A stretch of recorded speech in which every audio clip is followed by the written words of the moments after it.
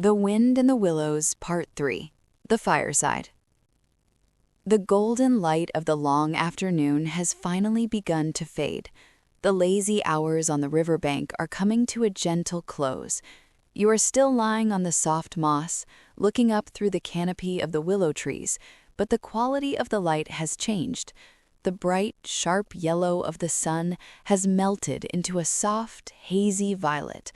The shadows stretch out across the grass, long and cool and thin.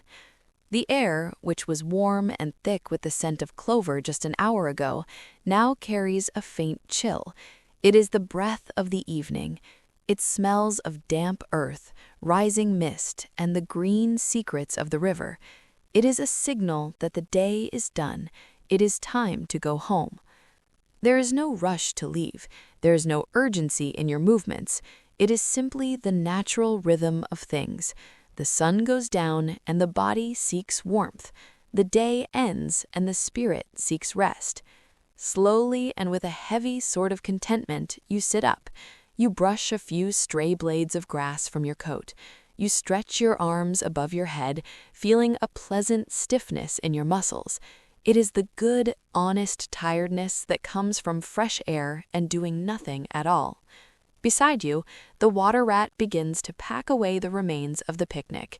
You watch his movements, which are practiced and calm. He shakes out the white linen tablecloth, sending a few crumbs to the ants waiting in the grass. He folds the cloth once, twice, smooth and neat.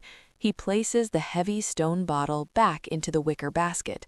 He places the plates, one by one, nesting them carefully so they do not rattle against each other.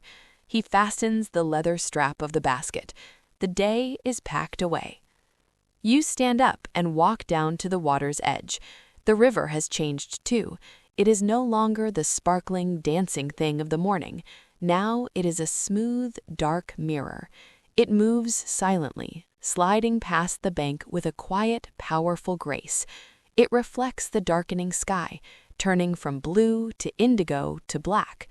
You step into the little blue boat. It wobbles gently, welcoming you back.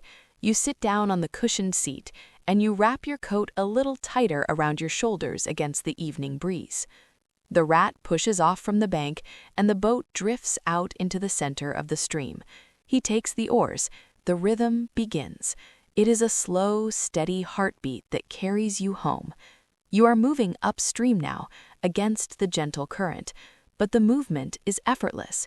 You are simply gliding through the twilight. You look out at the passing banks. The colors are disappearing. The green of the willows is turning to gray. The bright flowers are closing their petals for the night, tucking their heads under their leaves to sleep. The world is quieting down. The birds have stopped their singing. The bees have gone back to the hive. The only sound is the water whispering against the hull of the boat. You trail your hand in the water one last time. It feels colder now, silky and dark. It slips through your fingers like liquid velvet. Above you, the first star appears. It is a tiny, trembling pinprick of white light in the vast ocean of blue. Then another appears, and another. They are watching over you, guiding you back to safety. Your eyes feel heavy. It is hard to keep them open. You focus on the back of the water rat as he rows. The rhythmic motion of his shoulders creates a hypnotic pattern, forward and back, forward and back. It lulls you into a trance.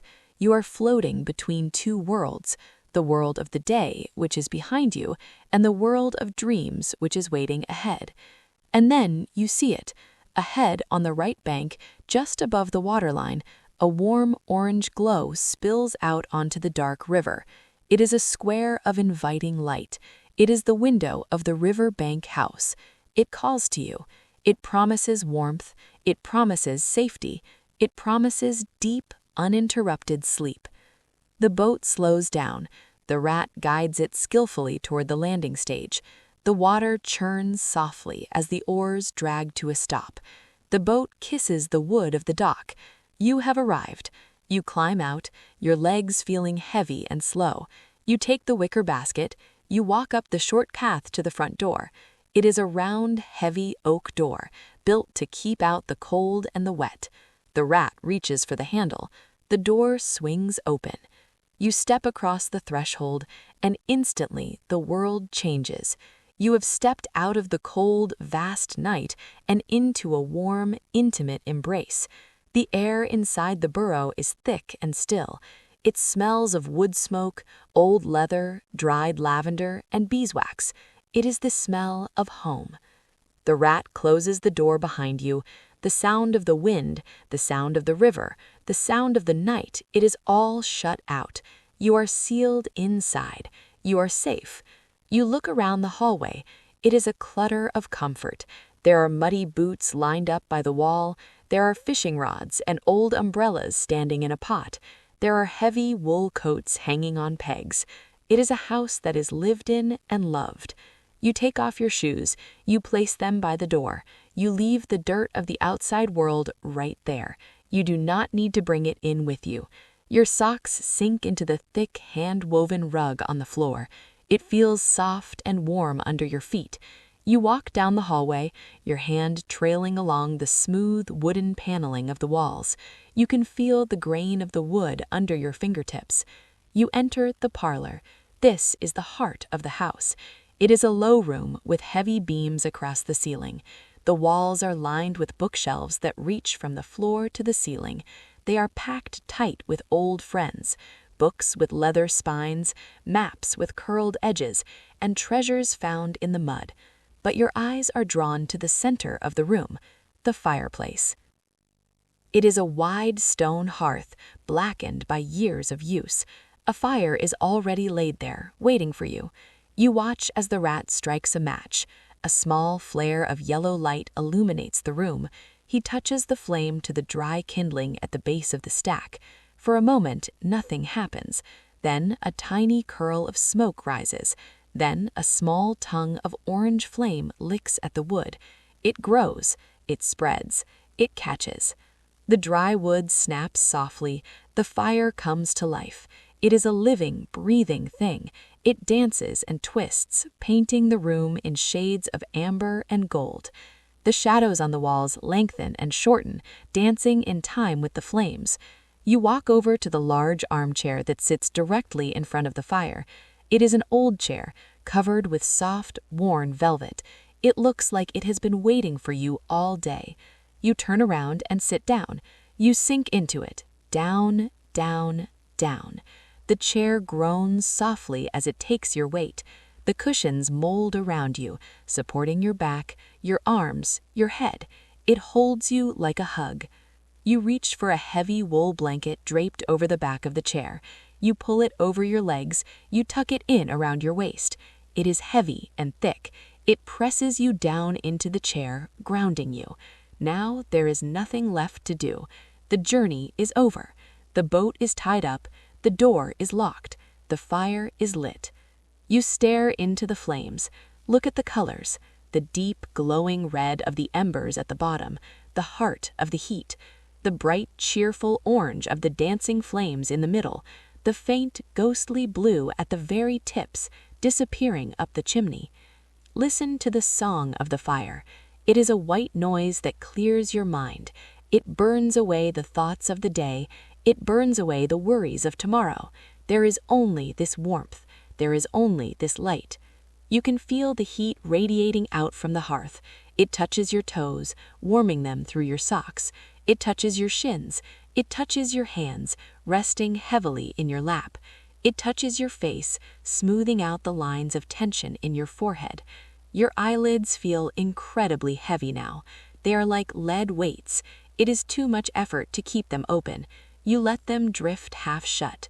You watch the fire through your eyelashes. The light becomes a blur of gold. In the corner of the room, a grandfather clock stands against the wall. Its pendulum swings back and forth, marking the passage of time. Slow, steady, reliable. It is the heartbeat of the house. Every swing takes you deeper into relaxation. Deeper, deeper, deeper. Your breathing slows down to match the rhythm of the room. In and out. In and out. The room is getting darker as the fire settles down to a steady, glowing burn. The shadows wrap around you like a soft blanket. You are completely safe here. The river is flowing outside in the dark, but you are dry. The wind is blowing through the willows, but you are warm. The world is turning, but you are still. You feel your body shutting down one muscle at a time. Your feet are asleep. Your legs are heavy wood. Your hands are soft and open. Your shoulders have dropped away from your ears. Your jaw is unhinged. Your tongue is resting on the floor of your mouth. You sink deeper into the velvet chair. You sink deeper into the warmth. You sink deeper into the quiet. Let the image of the fire fade. Let the sound of the clock fade. Let the world fade. Drift down into the darkness behind your eyes. Drift down into the silence.